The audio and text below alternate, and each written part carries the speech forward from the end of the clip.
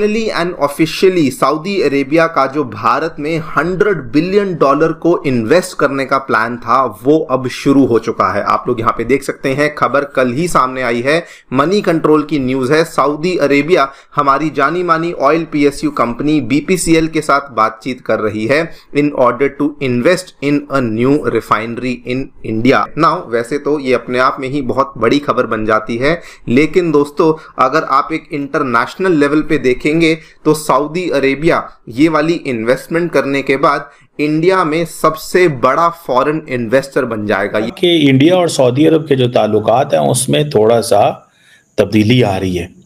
पाकिस्तान जारी बात है इन चीज़ों को बड़े करीब से समझ रहा है कि इंडिया सऊदी अरबिया क्यों करीब हो रहे हैं। हाँ, इंडिया से इस वक्त 80% एक्सपोर्ट हो रही है सऊदी अरब। अच्छा जी, जिसमें वेजिटेबल भी है, हाँ ये तो है, जिसमें मीट भी है, ठीक है, जिसमें राइस भी है, ठीक है, जिसमें तमाम ग्रोसरी है। उन्होंने खुद से नए से और शुरू कर दिया। उनको देखें, दुनिया की हर चीज उनको उस मार्केट से मिल रही है और उनको मुनासिब रेट पे मिल रही है। इंडिया सऊदी अरब के भी डिफेंस एग्रीमेंट्स हुए हैं जिसमें एमओयूज भी साइन किए हुए हैं इन्होंने माजी में। Defence training, information sharing, joint exercises के हवाले से India Saudi Arabia joint committee on defence cooperation already establish है, जो कि हाई लेवल। रिसेंटली आपने देखा होगा कि इंडिया और सऊदी अरब के जो ताल्लुकात हैं उसमें थोड़ा सा तब्दीली आ रही है। पाकिस्तान जारी बात है इन चीज़ों को बड़े करीब से समझ रहा है कि इंडिया सऊदी अरबिया क्यों करीब हो रहे हैं। सऊदी अरब को ये चैलेंज है कि उनको बहुत सारे वेपन्स चाहिए होते हैं जो उनके ऊपर वैसे दागे बिगाहे पाबंदियां लगी रहती हैं। ठीक है, एक बात आपको पता है इंडिया ने भी सऊदीज को ट्रेन करना शुरू कर दिया। ठीक है जी, ये एक इम्पॉर्टेंट चीज़ है। इसमें पाकिस्तान, मैंने आपको माजी में जब ये इंडिया ने ये करना शुरू किया तो मैंने आपको बताया था कि ये पाकिस्तान के लिए काबिल कबूल नहीं है, लेकिन पाकिस्तान जारी बात है सऊदीज को कह तो नहीं सकता। ठीक है जी, तो ये चीज़ है। सो बहरहाल इंडिया ये सऊदी अरब ये समझता है कि हमें middle east and Indo Pacific दोनों ऐसे एरियाज़ हैं जहाँ पे दो इम्पॉर्टेंट एरियाज़ हैं और दोनों में इंडिया की प्रेजेंस है, सो हमें इंडिया के करीब जाना चाहिए। इंडिया सऊदी अरब के भी डिफेंस एग्रीमेंट्स हुए हैं जिसमें एमओयूज भी साइन किए हुए हैं इन्होंने माजी में।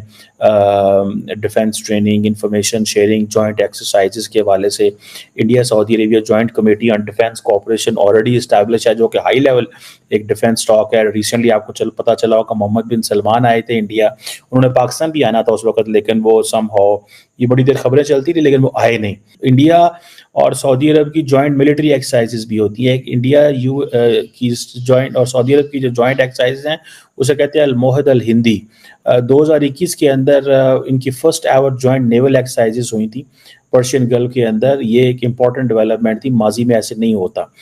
इंडिया आपको पता है बार बार सऊदीज़ को ये कहता है कि हमारे पास मुस्लिम जनरल्स भी हैं, मुस्लिम फ़ौजी भी हैं, अगर समवेयर कहीं पे सऊदी अरब ने कोई प्रोटेक्शन करनी हो तो इंडिया अपनी फ़ौज भेज सकता है।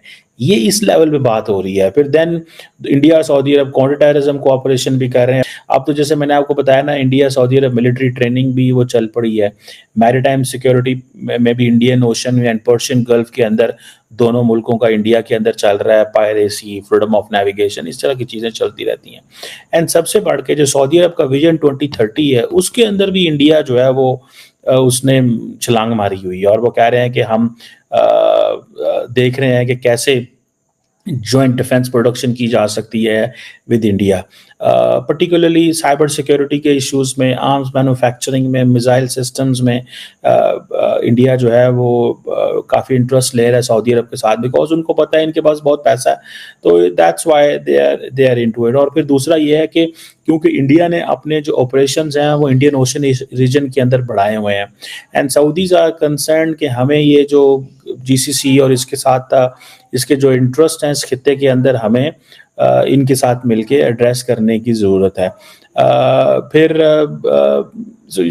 एक बड़े पैमाने पे इंडिया सऊदी अरब पार्टनरशिप है।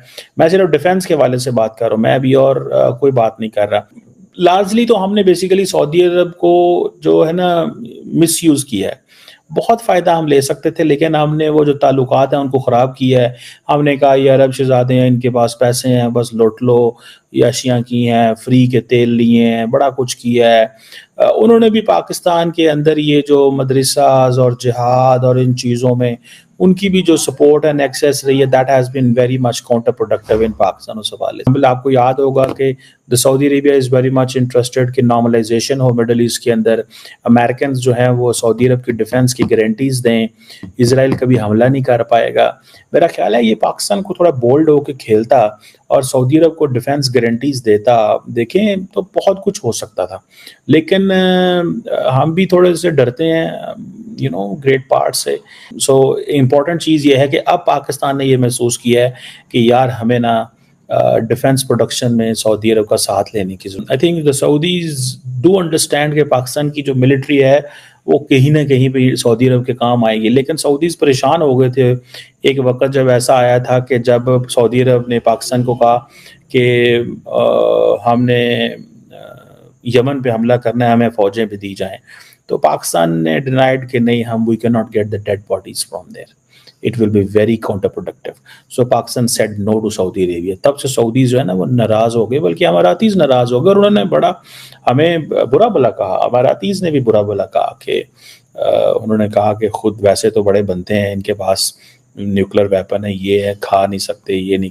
लेकिन समहाउ इंडिया और सऊदी अरब की जो पार्टनरशिप है इसने पाकिस्तान को काफ़ी थोड़ा मुश्किल में डाला है। मैं विल बी वेरी ये कोई आसान चीज़ नहीं है, लेकिन मुझे ऐसे लगता है कि पाकिस्तान मुश्किल में है।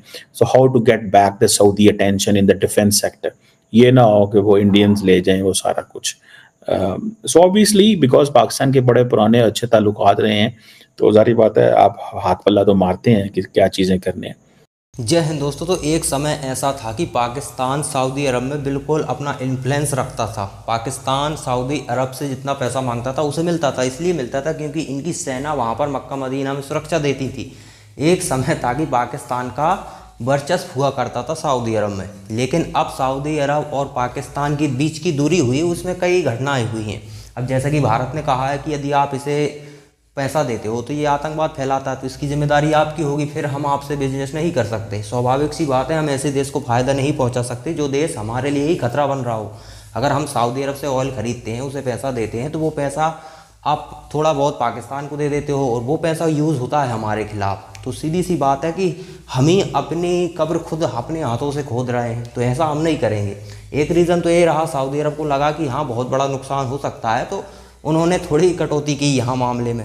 और दूसरा रीज़न ये हुआ कि ईरान इनका दुश्मन है। सऊदी अरब हो गया, कतर हो गया, और कतर से हालांकि फंडिंग भले होती है, वो ईरान के पक्ष में बोलता भले हो, लेकिन ये देश एक लॉबी में आते हैं। कतर, सऊदी अरब, यूएई, ये एक लॉबी में आते हैं, तो ईरान के टारगेट पर रहते हैं ये हमेशा। और पाकिस्तान ईरान के साथ चला जाता है इस मामले में, क्योंकि पाकिस्तान कि जो इमरान खान साहब थे उन्होंने सोचा था कि इस्लामिक वर्ल्ड का खलीफा मैं ही बनूंगा। जैसे तुर्की के प्रधानमंत्री को जो राष्ट्रपति हैं उनको अर्दोगान उनको चढ़ाया ना भूत, वही भूत इनको चढ़ा था। तो इनको समझ आ गया सऊदी अरब को कि ये हमारे लिए ही खतरा बन रहा है, हम ही से पैसे ले रहे हैं।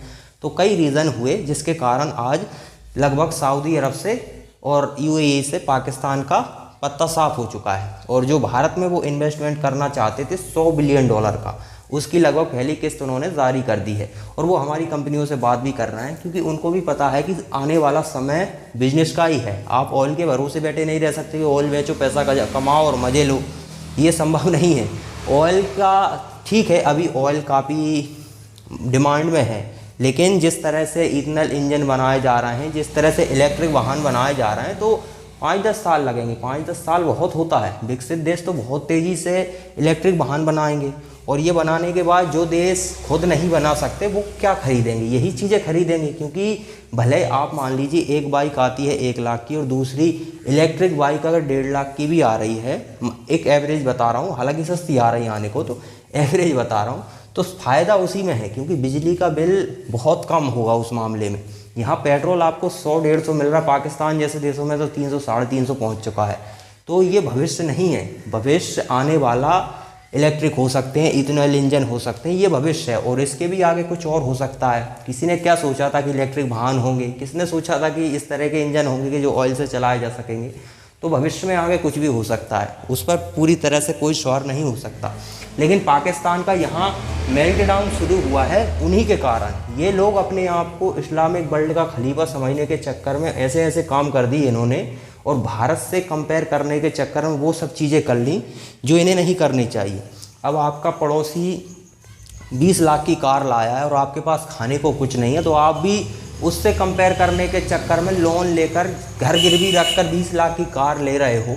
भाई वो अपने प्रॉफिट से लाया होगा, आप कर्जे में डूब कर ला रहे हो, तो आपको बहुत महंगा पड़ने वाला है। यही पाकिस्तान ने किया और उसकी कीमत पाकिस्तान चुका भी रहा है। आज वो देश जो कभी इनके इशारे पर चलते थे, इनके इशारे पर कश्मीर पर बयान देते थे, आज वो देश इन्हें साइड कर चुके हैं। कश्मीर मुद्दे पर तो वो बोलते ही नहीं, अब तो वो कहते हैं वो तो भारत का ही अंग है। तो पाकिस्तान सिर्फ अजरबैजान जैसे जो 2 कौड़ी के छोटे मोटे देश हैं उनके राष्ट्रपतियों को बुलाकर, हालांकि वो भी लाइन पर आ जाते हैं, भारत कहते हैं। भारत जब बड़े बड़ों को लाइन पर ला सकता है, वो 2 कौड़ी के अर्दोगान तक इस बार कश्मीर के मुद्दे पर नहीं बोला, सिर्फ पाकिस्तान। क्योंकि अब भारत वो भारत नहीं रहा जो पहले था। ये नरेंद्र मोदी का भारत है और नरेंद्र मोदी बहुत आगे की सोच कर चलते हैं। उन्होंने किसे किस हिसाब से निपटाना है वो जानते हैं। वो समझते हैं कि युद्ध का समय नहीं है, युद्ध लड़कर आपका खुद का नुकसान है, आपके सैनिकों का नुकसान है। अगर किसी देश को निपटाना है तो कई और तरीके हैं, और वही तरीके से आज पाकिस्तान की ये दुर्दशा हुई है।